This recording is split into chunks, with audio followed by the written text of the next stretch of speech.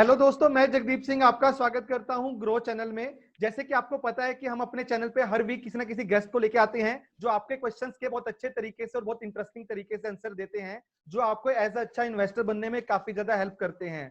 और उसी सीरीज को आगे बढ़ाते हुए आज हमारे साथ हैं अमन धत्रवाल।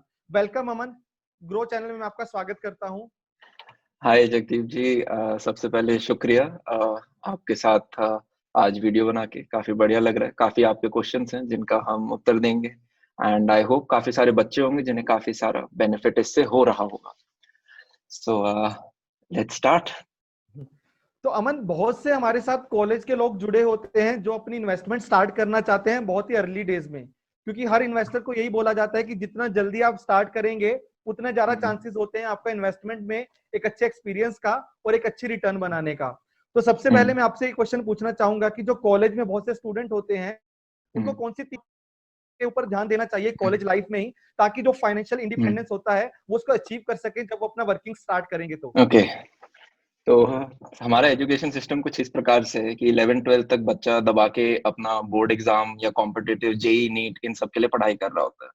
अब जैसे ही आप कॉलेज में आते हो, सो वही एजुकेशन सिस्टम का एक और बेनिफिट है कि हमारे कॉलेज में फ्री टाइम बहुत है, स्पेशली अगर आप सरकारी कॉलेजेस में हो तो।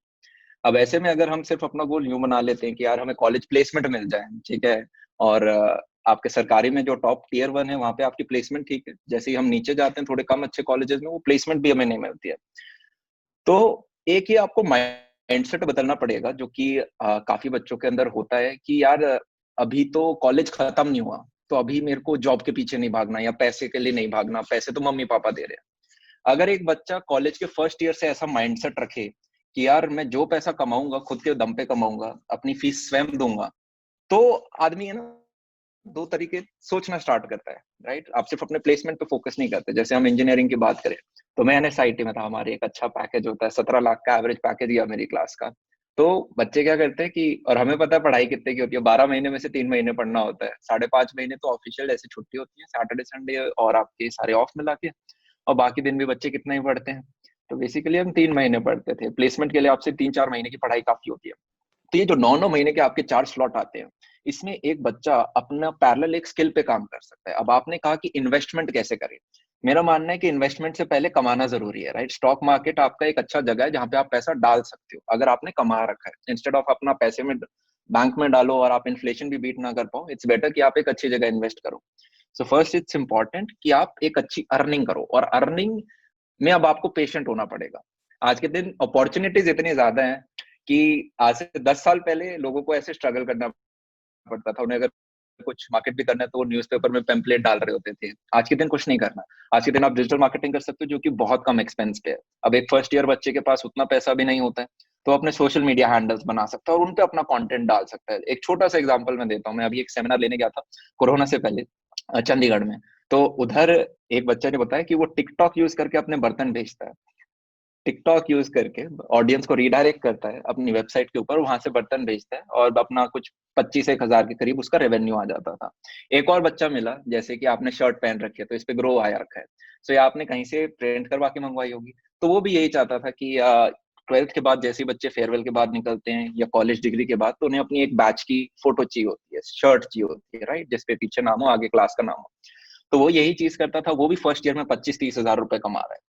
तो ये जो छोटे इनिशिएटिव्स हैं, आपको 3 से 4 साल लग के पेशेंटली काम करना पड़ेगा एक पर्टिकुलर फील्ड में, क्योंकि हलवा आपको वहीं मिलता है जहां पे सब लोग नहीं भाग रहे। यूपीएससी के पीछे 10 हैं, आपकी बाकी एग्जाम्स के पीछे भी 10 लाख लोग हैं, पर अगर हम बाकी डोमेन्स की बात करें तो उधर एक बच्चा स्ट्राइक करता रहे, दिन के चाहे 2-3 घंटे ही दे, 3-4 साल के लिए देगा, वो एक अच्छी हाइट पे आएगा, साथ में जो इनकम उसकी आती है उसको वो अपना इन्वेस्ट कर सकता है स्टॉक मार्केट में। अगर वो एक नॉलेज इन्वेस्टर है कि भाई ज्यादा नहीं पता स्टॉक ऊपर नीचे कैसे जा रहे हैं, पर किसी ने कह रखा है कि स्टॉक मार्केट एक अच्छी चीज है, तो ऐसे में वो यूं कर सकता है कि सेफ खेल सकता है, आपके जैसे निफ्टी इंडेक्स हो गए, इन सब में अपना पैसा रख सकता है। सो ये आपके पैसिव फंड्स हैं, और इवेंचुअली बेस्ट फंड्स नहीं होते बट सेफेस्ट, एंड एक तरह से लॉन्ग रन में हम देखें तो काफी बढ़िया होता है। So that's it. तो जैसे कि अमन आपने बताया कि बच्चों के लिए कमाना कितना जरूरी होता है, अगर वो जितना जल्दी प्लान करें तो उनके पास एक पैसा इकट्ठा होगा जिसको वो इन्वेस्टमेंट करने के बारे में सोच सकते हैं।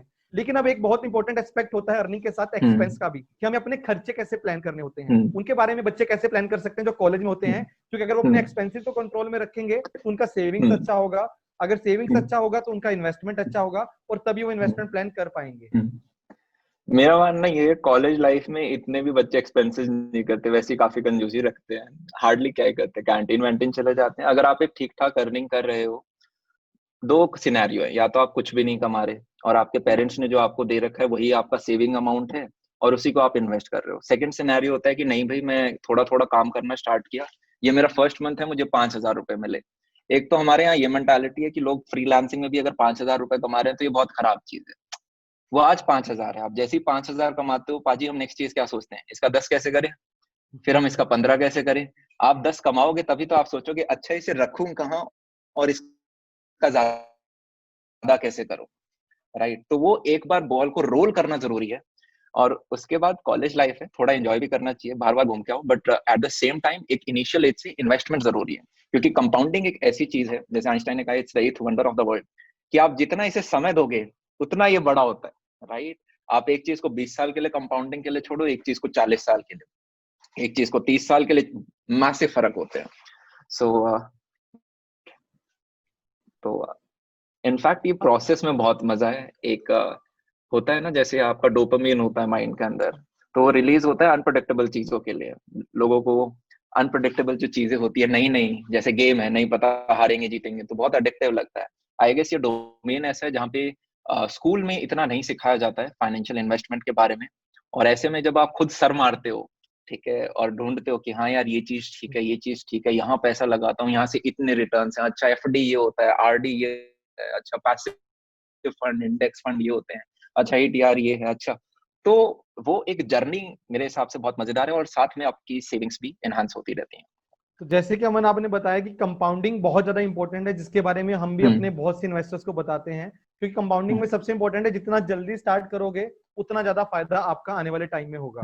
तो अमन, इसके बाद हम बात करते हैं, बहुत से लोग राइट टाइम टू इन्वेस्ट को ढूंढने में बहुत बिलीव करते हैं, और वो वेट करते रहते हैं कि राइट टाइम टू इन्वेस्ट जब आएगा तभी वो इन्वेस्टमेंट करना स्टार्ट करेंगे, और वो राइट टाइम टू इन्वेस्ट को ढूंढते ढूंढते बहुत से लोग अपना बहुत सारा पैसा एक जगह पे रख के रखते हैं जहां पे इनको रिटर्न भी नहीं मिलता। तो आप उनके बारे में क्या बताना चाहेंगे कि राइट टाइम टू इन्वेस्ट क्या है, और क्या अभी जो टाइम है वो राइट टाइम टू इन्वेस्ट है? ये जो आपने इश्यू बताया, ये सिर्फ हमारा इन्वेस्टिंग वर्ल्ड में नहीं होता, ये हमारे लाइफ के सारे सिनारियोज में होता है, डोमेन्स में होता है, कि हम सोचते हैं कि यार ये चीज कल स्टार्ट करेंगे, परसों स्टार्ट करेंगे, 4 दिन बाद, 4 महीने बाद, पर वो ये कल कभी आता नहीं है। तो यहाँ पे दो टाइप के लोग हैं, एक जिनको ऑलरेडी नॉलेज है मार्केट की, वो हर दिन ट्रेंड फॉलो कर रहे हैं। जैसे कि अभी मार्केट में काफी लोग हैं जो कि निफ्टी को देखते हैं और बोलते हैं कि यार आने वाले टाइम में थोड़ा डिप आ सकता है, तो क्यों ना हम अपना अभी नॉर्मल रखते हैं और बाद में हम एकदम से जंप इन करेंगे। वहीं पे एक नो नॉलेज इन्वेस्टर भी है, जैसे कि कॉलेज का फर्स्ट सेकंड ईयर बच्चा है, जिसको ज्यादा मतलब नहीं है, वो पैसा इन्वेस्ट करता है बट रोज ट्रेंड नहीं देखता कि यार अब मैं डालूं या नहीं। तो ऐसे बच्चे के लिए एक मंथली जो सिप होती है, वो एक परफेक्ट चीज होती है कि यार ठीक है, मार्केट ऊपर जाए नीचे जाए, मैं इतना अमाउंट करूंगा, राइट। तो लॉन्ग रन में वो एक बेटर चीज है। इंपॉर्टेंट ये है कि आप शुरू करें, इंपॉर्टेंट ये है कि शुरू करें। सेम चीज हमारी कंटेंट क्रिएशन में भी होती है। जैसे आपके लॉजिस्टिक्स होते हैं कि आपके पास कैमरा है या ऑडियो है, तो काफी लोग क्या करते हैं कि रुकते हैं कि जिस दिन हमारे पास डीएसएलआर आएगा ना, या जिस दिन हमारे पास लाइव स्ट्रीमिंग सेटअप सब कुछ आएगा, उस दिन हम स्टार्ट करेंगे। नहीं, आपको सीधा शुरू करना जरूरी है। सो वेट ना करें राइट टाइम का, this is the right time. आप जितना वेट कर रहे हैं उतना आपको कंपाउंडिंग का कम फायदा मिल रहा है।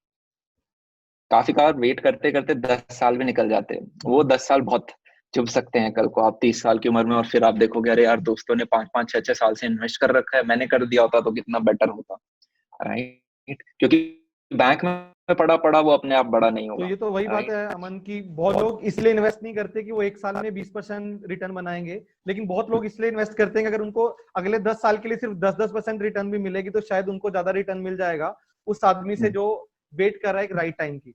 तो अमन, जैसे इन्वेस्टमेंट की बात चलिए, बात करते हैं इंडियन इकोनॉमी की। तो इंडियन इकोनॉमी के ऊपर आपको भी क्या लगता है कि करंट सिनेरियो कैसे है और आने वाले टाइम में यहाँ पे क्या इंप्रूवमेंट आएगी और वो इन्वेस्टर्स को कैसे इंपैक्ट करेगा?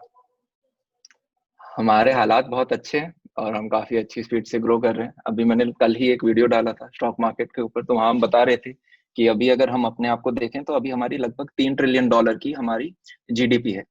और इसमें अगर हम देखें तो हमारे 3 सेक्टर होते हैं, एक सर्विस सेक्टर होता है, फिर मैन्युफैक्चरिंग सेक्टर और एग्रीकल्चर सेक्टर। तो हमारा सर्विस सेक्टर जो है, जो सबसे अच्छा सेक्टर है, वो 60% कॉन्ट्रीब्यूट करता है और लगभग 28% जनता को एम्प्लॉयमेंट देता है। तो होता क्या है, चाहे कोई भी देश जब आजाद हुआ होता है, चाहे हम अमेरिका की बात करें 1840 में जब हुआ था, या हम चाइना या इंडिया किसी की भी बात करें, सबसे पहले आपका एग्रीकल्चर सेक्टर प्रोमिनेंट होता है कि मेजोरिटी लोग उसी में काम कर रहे हैं। धीरे धीरे जैसे एजुकेशन प्रोवाइड की जाती है, वो मैन्युफैक्चरिंग में जाता है, और मैन्युफैक्चरिंग के बाद एक जनरेशन और लगती है, वो धीरे धीरे सर्विस सेक्टर में जाता है। अगर आप जैसे एक छोटा सा एग्जांपल देखेंगे, एप्पल भी बोलता है कि Apple is designed in USA and it is manufactured in China. तो डिजाइनिंग एक बड़ी चीज है, और मैन्युफैक्चर वो कहता है चलो ठीक है भाई, चाइना तुम कर लो, राइट। वैसे में अगर हम अपने आप को इनफैक्ट चाइना से भी कंपेयर करते हैं, तो आज के दिन हम सर्विस सेक्टर में बहुत स्ट्रांग हैं।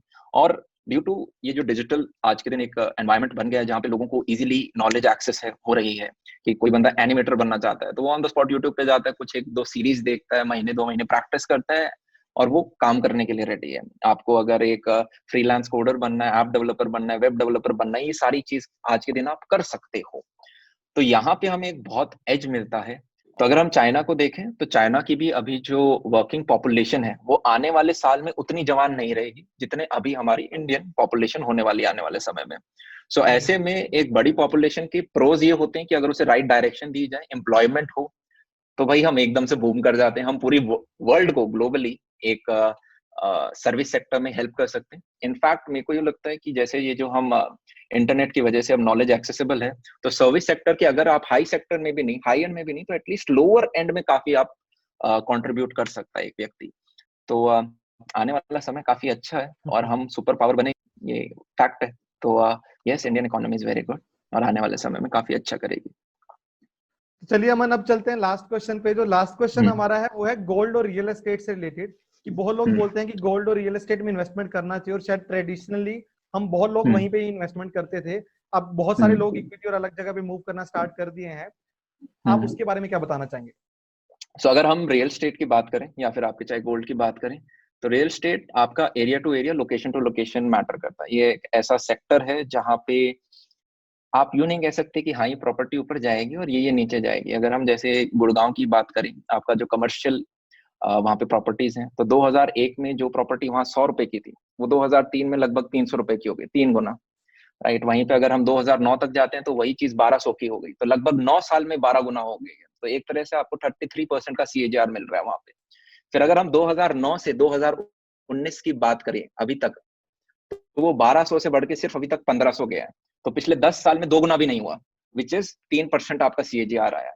तो हुआ क्या था कि आपका 2009 तक, इनफैक्ट अगर हम बात करें तो बीच बीच में आपकी बुल रन जैसे स्टॉक मार्केट में आते हैं वैसे ही आया था, हाइप कर रहे थे। 100 रुपए की प्रॉपर्टी 120, अरे ऊपर पड़ रही है 150, अरे ऊपर जा रही है 180। पर वो जब 2009 में बबल क्रिएट हुआ, वो अब क्या है, आप उसका एवरेज निकालोगे पिछले 20 साल का, तो लगभग 15% आ रहा है।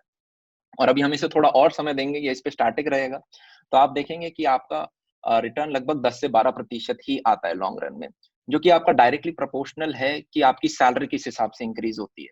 क्योंकि पाजी आप आज कुछ लेते हो, आपकी परचेजिंग पावर के हिसाब से ही प्रॉपर्टी बढ़नी चाहिए, अगर हम लॉन्ग रन में बात करें, राइट। अगर हम 20-30 साल की बात करते हैं तो नॉर्मली आपकी सैलरी 10% से बढ़ती है, तो आपका रेंट भी 10% से बढ़ता है हर महीने, और लॉन्ग रन में लगभग वही आपका प्रॉपर्टी में रहता है। अब यहाँ पे ये चीज पत्थर की लकीर नहीं है। ऐसी भी प्रॉपर्टी है जो कि 20 साल पहले 30 लाख की थी और आज भी 30 लाख की है, तो वो डाउन गई है। और ऐसी भी प्रॉपर्टी है जिन्हें फर्क नहीं पड़ता, चाहे कोरोना आए चाहे कुछ भी आए, उनके प्राइस ऊपर जा रही है, राइट। डिपेंड करता है कि आप कहाँ के हो, वहां पे सिनेरियो क्या है, वहां पे क्या सब रेसिडेंशियल है या साथ में कमर्शियल भी है, क्या वो एक हॉटस्पॉट है या नहीं है। हॉटस्पॉट मेरे नजरों में वो है जिसे आप आज रेंट आउट कर सको, राइट। So that's it. तो अगर हम कोरोना की बात करें, अभी मार्केट थोड़ा डाउन है इन द सेंस कि मार्केट में पैसा कम है, तो ऐसे में आपके पास बायर नहीं है, तो डेस्परेट जो सेलर है, जिसको बेचना ही बेचना है कुछ कैश इन के लिए, तो ऐसा रुपए की चीज 90 बेचने के लिए रेडी हो जाता है। और यहाँ पे आप वो 10 रुपए का 10% का मार्जिन ले सकते हैं। और आपको पता होगा कि यार कोरोना ये 2 साल में तो ठीक हो ही जाएगा, जैसे ही वापस एक ठीक आएंगे तो मैं ये सेल कर सकता हूँ या हमेशा अपने साथ भी रख सकता हूँ और एक मार्जिन आ जाएगा। सिमिलरली अगर हम गोल्ड की बात करें, तो गोल्ड एक ऐसी करेंसी है कि जब भी आपका, वही जैसे आपने बताया, शेयर मार्केट नीचे जाता है तब वो ऊपर जाता है। क्यों? क्योंकि लोगों का अभी कोरोना के दौरान भी ये है कि भाई बैंक डूब ना जाए, तो वो अपना सारा पैसा बैंक में नहीं रखना चाहते, तो कहाँ इन्वेस्ट करें। तो एक आपका अच्छा एसेट आता है कि यार गोल्ड में हम इन्वेस्ट कर सकते हैं। तो ये कुछ है। हाँ, आपको बैलेंस रखना चाहिए डिपेंडिंग, अब आपका यहाँ पे एज ग्रुप भी मैटर करता है। अगर आप एक यंगस्टर हो यार, 20-22 साल के हो, तो रियल स्टेट वगैरह थोड़ी बड़ी चीजें हो जाती है इन्वेस्टमेंट के लिए, ठीक है। तो ऐसे में आप बेटर है कि आप अपना पैसा स्टॉक में थोड़ा रखें, सेफ खेलें, राइट। थोड़ा पैसा आप अपना एफडी वगैरह में भी रखें, तो एक बैलेंस बना के रखें। हर एक बच्चे की अपनी एक नीड होती है, तो उस हिसाब से आप ही अपने बेस्ट फाइनेंशियल क्या बोल सकते हैं, एडवाइजर है, right. That's it. Thank you Aman, thank you very much. और वीडियो के एंड में आप कुछ क्लोजिंग नोट देना चाहेंगे हमारे व्यूअर्स को अपनी तरफ से, कुछ इन्वेस्टमेंट से रिलेटेड या अपनी स्टडीज से रिलेटेड, कुछ भी, लाइक एनीथिंग। क्लोजिंग नोट यही होगा कि यार कॉलेज के अंदर आए हो, अगर आप कॉलेज स्टूडेंट हो तो मस्ती करो, एक्सप्लोर करो। एंड कुछ चीजें होती है जो कि आपको कॉलेज और स्कूल नहीं सिखाएगा, उनमें से एक है आपका फाइनेंशियल इन्वेस्टमेंट के रिगार्डिंग क्या नॉलेज है। तो यहाँ पे आप अपने गुरुजी स्वयं बने, ठीक है। मार्केट में एक्सप्लोर करो, सारी चीजें हैं, सारी चीजें अगर आपको चाहिए तो, ठीक है। तो दैट्स इट, बस इतना काफी है। थैंक यू अमन, ग्रो में आने के लिए आपका बहुत बहुत धन्यवाद। तो दोस्तों, अगर आपने अभी हम्म, तक ग्रो के चैनल को सब्सक्राइब नहीं किया तो जल्दी से ग्रो के चैनल को सब्सक्राइब हम्म, करें, क्योंकि यहाँ पे हम 2 से 3 वीडियोस हर वीक फाइनेंशियल नॉलेज के ऊपर डालते हैं, जो आपको एक हम्म, अच्छा इन्वेस्टर बनने में काफी हेल्प कर हम्म। सकता है। Happy investing.